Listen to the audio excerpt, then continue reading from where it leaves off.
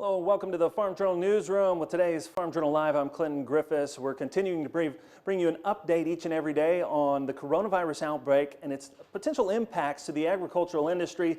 Let's get straight to some of the news that happened over the weekend and today, including the latest directive from the president, who has now ordered another month of social distancing. That has confirmed cases of COVID-19 keep climbing. The president saying modeling showing that the country's death rate may peak in about 2 weeks. Now, it's reported hospitals in some parts of the country expect to run out of beds within 2 weeks as more patients start to arrive. Right now, New York City, Chicago, Detroit, and New Orleans considered the hotspots. But CNBC is reporting the virus starting to hit some rural communities out there. Those include areas like Gunnison County, Colorado, Blaine County, Idaho, and Summit County, Utah. Now, Gunnison County officials saying the virus spread is due to outside visitors, with officials ordering visitors to leave the area and for residents to stay home. Let's go ahead and bring in Mike Steenhoek, Executive Director of the Soy Transportation Coalition. And Mike, one of the things that we've been talking quite a bit about is keeping our logistics moving.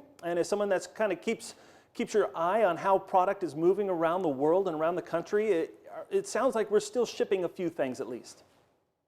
Yeah, we are still exporting soybeans, and we're seeing other grains that are continuing to get exported as well. One thing to always keep in mind, when one looks at the pretty limited and anemic figures out of USDA as far as the number of soybeans exported, it's important to keep in mind that this is normally the time of year where the U.S. soybean export spigot essentially gets turned off and the South American spigot gets turned on.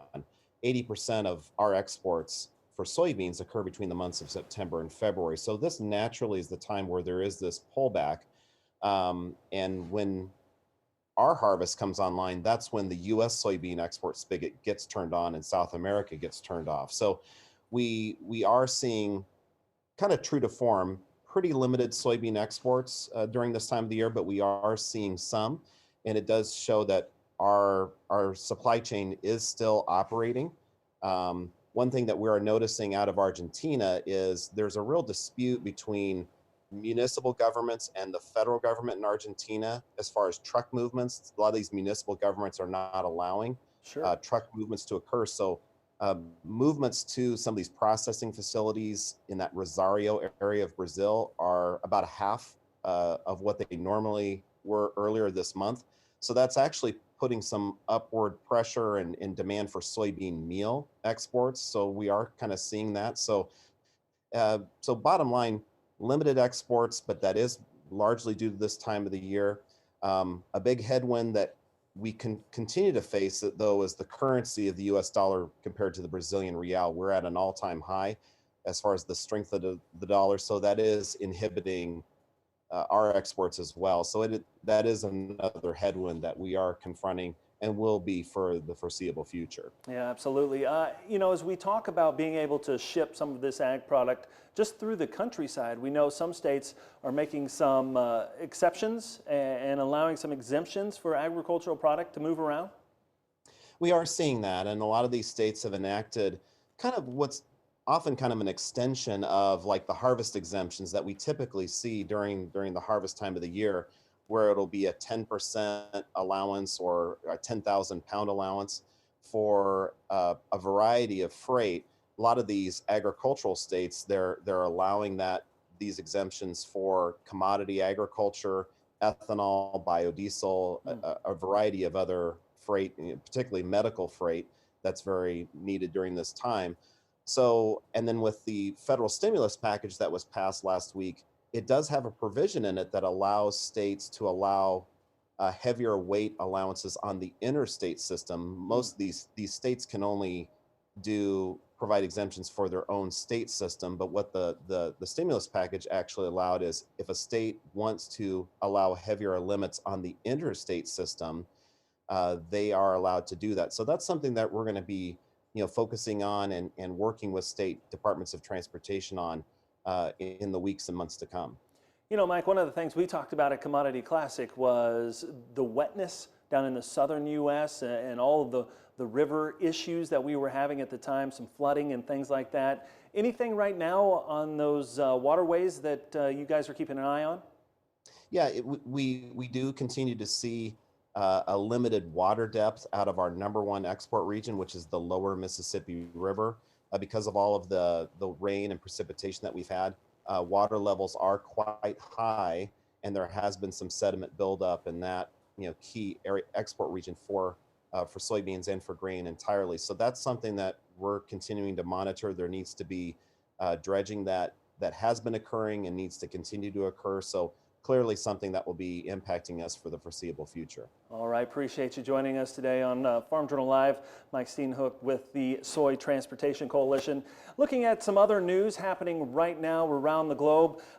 Monday, oil prices dipping to their lowest point since 2002. Brent crude falling around to around $23 a barrel. Prices suffering as demand collapses, and the price war between Saudi Arabia and Russia drags on. Oil prices now plummeted by about 2/3 this year. U.S. oil trading at $20.27 per barrel. That's down about 6%. It fell as low as $19.92 a barrel on Monday morning. Gasoline prices now dropping below that dollar per gallon in some areas of the country, with much of the rest of the country expected to follow. And Treasury Secretary Steven Mnuchin telling reporters over the weekend they hope to have the stimulus checks out to people within the next 3 weeks. They hope most of those can be made via direct deposit. For those that don't, he says they're hoping to employ a web-based application, and then if that's not possible, he says the check's in the mail. Of course, a lot of that money going to help keep the economy moving. Let's turn now to Annalisa Laka. She heads up our dairy coverage. And Annalisa, one of the things we saw early were some hiccups and kinks in the supply chain going out at grocery stores. That seems to be fixed, at least for now, for dairy. Yeah, I think, Clinton, when you look across the country, the supply chain problems that we were having last week and really the week before are for the most part worked out. The further that you live from a milk processing plant, the more likely that it's still limited supply in your grocery store. But for the most part, we've worked out a lot of those kinks. And in terms of cheese, we're starting to see that get worked out too. So there was a little bit of a hitch there, but not quite as bad as the fluid milk market. You know, one of the things that we do know that this is having an impact on some of our milk consumption, our exports, the way that dairy is consumed around the globe. How has that started to impact our dairy prices? We know that's a challenge going forward. So one of the unique things about the way that COVID-19 has impacted milk markets is that we're actually seeing a spike in fluid milk consumption right now. So we'll likely, we don't obviously have the data yet, but we'll likely post record high fluid milk consumption in the first quarter of 2020. Unfortunately, that's not being offset by restaurant demand, and it's not being offset by our lack of ability to export dairy products in a meaningful way at the moment. So we are seeing the markets react in a significantly negative way. We're seeing milk markets fall like we've not seen them fall since 2008 or 2009. So that is a challenge going forward. And of course, we're entering this spring flush time when we expect to see more milk and our production start to ramp up. Yeah.